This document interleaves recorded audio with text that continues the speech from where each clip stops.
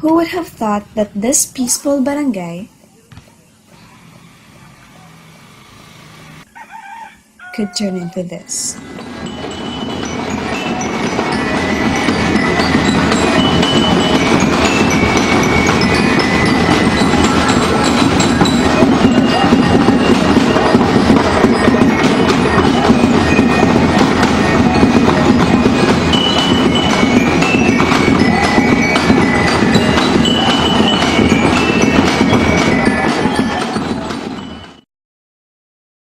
Most people are aware of Ati-atihan in Kalibo, Aklan. But it's not just Kalibo that celebrates this festival.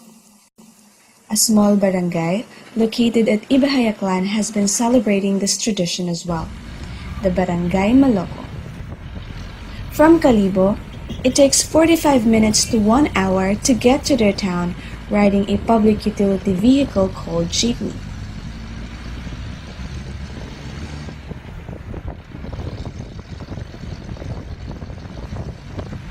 And from the municipality, you have to ride a tricycle for at least 15 minutes to get there. Maloco is one of the barangays in Ibajay that exercise this culture. By exercising Ati-atihan, they show their love to the Señor Santo Niño with unity and recognizing the Aitas that were first inhabited the province. Una pa ako, mi ati-ati ko tangaron na bugtawan ko ta sa kalibutan nga. Mi ati-ati taro, magoko nga ra. Galing, katot aro ati nga ron, mga tao, wat at mga costume. Puro gata, gadam ko siya puro buling. Basta gat aron naka-short, gaban katumanhay.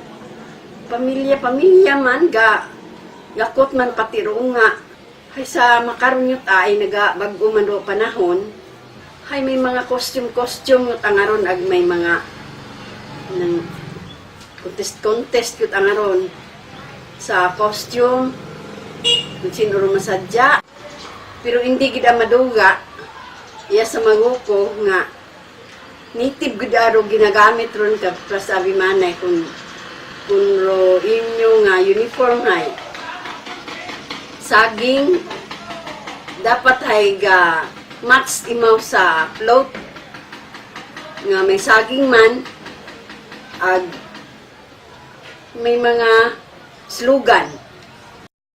Early in the morning, on the day of the festival, they hold a mass to ask Señor Santo Niño to bless their celebration.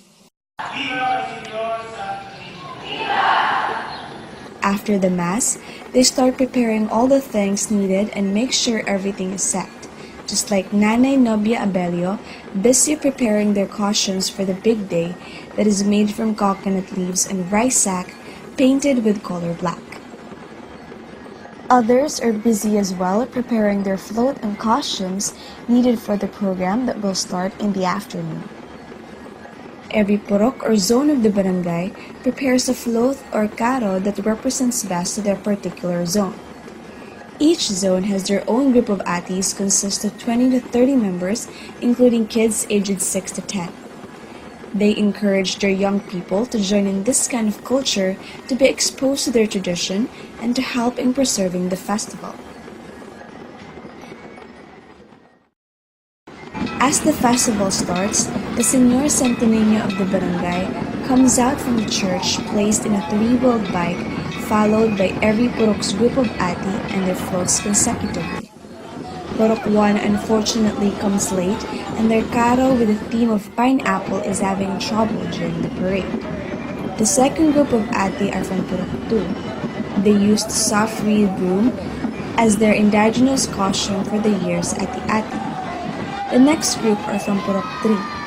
Unlike other puroks, they did not use indigenous materials for the costumes. Instead, they used straw laces and paper plates. Even though it is unlikely for them to not wear their costumes made from indigenous materials, they still retain the theme for their carro, which is papaya. Next is Purok 4. They used coconut leaves and coconut shells for their costumes that also matched their carro. Next is Purok 5 that used coconut as well, but different parts of coconut were used and highlighted. The theme of their karo is pig. A lechon's head is also highlighted in their karo. Next is the Purok 6 that used bamboos as their indigenous costume. Their karo is bamboo themed as well. The last group comes from Purok 7. The material used for their headdress and uniforms is made from broomstick, which is basically from coconut. Their karo is coconut themed as well.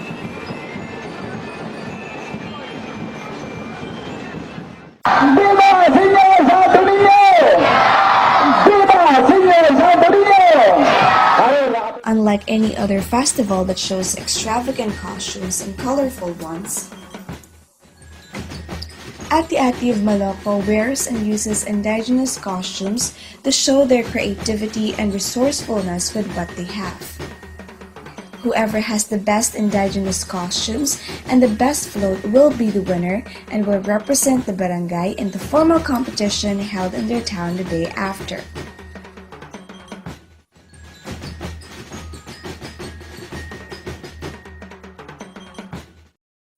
Dayang dagon gidingan do medyo na-maximize kada purok mana kwan very satisfied sa part na ako na very happy sa Bal Council sa gipakita it sportat mga kanan mga purok presidents mga purok officials every year ay naga-improve celebration. Pero amon tang ginapabugay masustain rong bayanihan system kada purok. Gina-welcome gid namon yung mga bisita ya sa amon sa Barangay Maloco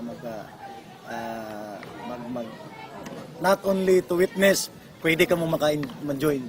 Aron rong tradisyon namon niya sa Ibajay sa among barangay nga rong bisita ay pwede tang makamunot, maka-intra sa pagsadsad. So doon. The Ati-atihan festival is one of the festivals that Aklaners are proud of. Celebrating this once-in-a-year festival is a way to preserve the culture of Aklan and its history by passing the tradition to one generation into the next. This is also a way of Maloconhons to strengthen their faith to the Santo Niño. Just like Miss Liberata Del Carmen, one of the devotees of the Santo Niño for a long time. Since ako naging tao, natandaan yung panahon ati-ati na ako sa Maloco. Masyado din ang importante o ati-ati or Santo Niño fiesta or celebration sa akong kabuhi. Hamaan nang mag-adto ako sa Manila para after graduation in high school, 4th year, ato sa Manila. Nag-uso yung trabaho para makabulig sa ginikanan. 1 week after niya nakastay ako ito sa farmer's market, gaong ba ako nga, kung pwede ako kaguwa, anay. Ako naguli ako mga 9 yung akas 9 yung angarang itgabi. Pag-abot na ako dito sa farmer's market, ito ang mga subahan. Yan, hindi ko antigo mag-uli. Hindi ko na akong matandaan kung sino akong nanaog. So ako lang nabili na ano man ako, nanaog ako sa jeep na ron. Pagpanaog ko sa driver, hindi ko na ako matandaan kung siin. May umabot ang unga nga gaki nga sa 10 years old imaw nga ron, mga laki. Duragan ano kapon pag nakam ko harong do ko na bakit nalo ko nga kapan di ako ay sabi ko hindi ko na alam pa uwi bakit saan ka mo umuwi makawadalaan na saan ka mo umuwi uligot anak ko natagpangdan nga si Santo Niño Gala kadali siguro nakaba ay kung uwa tara ato uwa asam siguro makarang uwa hindi ko makita kung sige tuwing ati-ati ay kinahangan ko may buling, kinahangan ko magsaot ng tras kasarang magsaot. Indeed, this festival is one-of-a-kind celebration that must be preserved of the residents of Maloco. The youth has a big role and a big responsibility of preserving this tradition of Maloconhons. from the indigenous costumes, floats, and the faith and love they show to the Santo Niño should not be influenced by the modern world, because it might change how the real celebration of Ati-atihan is.